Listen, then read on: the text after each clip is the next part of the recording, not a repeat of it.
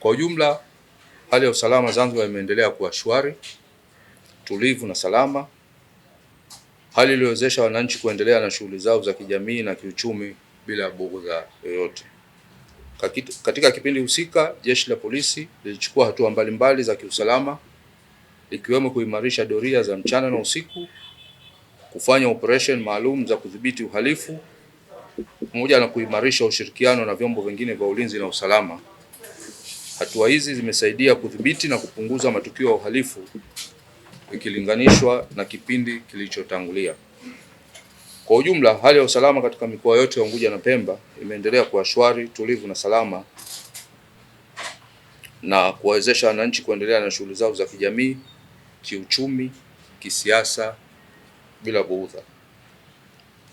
Katika kipindi husika, Jeshi la Polisi lilitekeleza mikakati mbalimbali ya kiusalama ikiwemo kuimarisha doria za mchana na usiku, kufanya operation maalum za kudhibiti uhalifu pamoja na kuimarisha ushirikiano na vyombo vingine vya ulinzi na usalama. Jeshi la Polisi pia limeendelea kutoa elimu ya usalama kwa wananchi, hususan kupitia mikutano ya hadhara, vyombo vya habari na ushirikiano na viongozi wa shehia, lengo kubwa likiwa ni kuimarisha dhana ya ulinzi shirikishi. Ushirikiano huu umechangia kwa kiasi kikubwa kubaini na kuzuia matukio ya uhalifu kabla hayajatokea. Hali ya usalama kwa ujumla kwa kipindi cha Januari hadi Disemba 2025, jumla ya makosa makubwa ya jinai yaliyoripotiwa katika vituo vyetu yalikuwa ni 2386 ikilinganishwa na makosa 3145 kwa mwaka wa 2024. Hivyo kuna upungufu wa makosa 759 sawa na 24.1%. Makosa dhidi ya binadamu yamepungua kutoka makosa 1116 mwaka 2024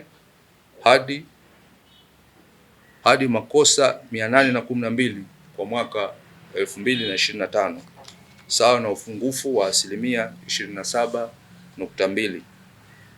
Makosa ya mauaji kwa mwaka 2025 yametokezea 53 ikilinganishwa na makosa 66 kwa mwaka 2024, ukiwa na upungufu wa 19.7%.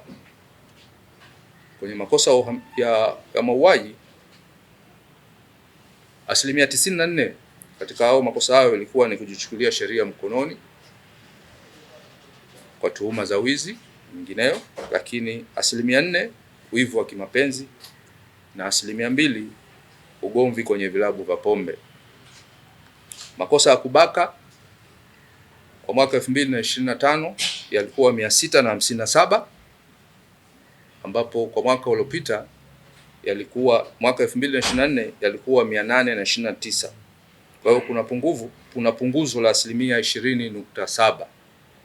Makosa ya kulawiti mwaka 2025 yalikuwa 93 ikilinganishwa na makosa 217 katika mwaka 2024.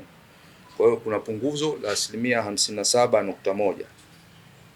Upungufu huu umetokana na elimu kwa jamii, hususan madhara ya vitendo hivyo. Makosa ya usalama barabarani, kwa upande wa usalama barabarani, makosa haya ya jumla ukamataji na nini yameongezeka, ambapo ni makosa kwa mwaka 2025 ni makosa 71,495 ikilinganishwa na makosa 50,016 kwa mwaka 2024. Hivyo kuna ongezeko la 43.0%.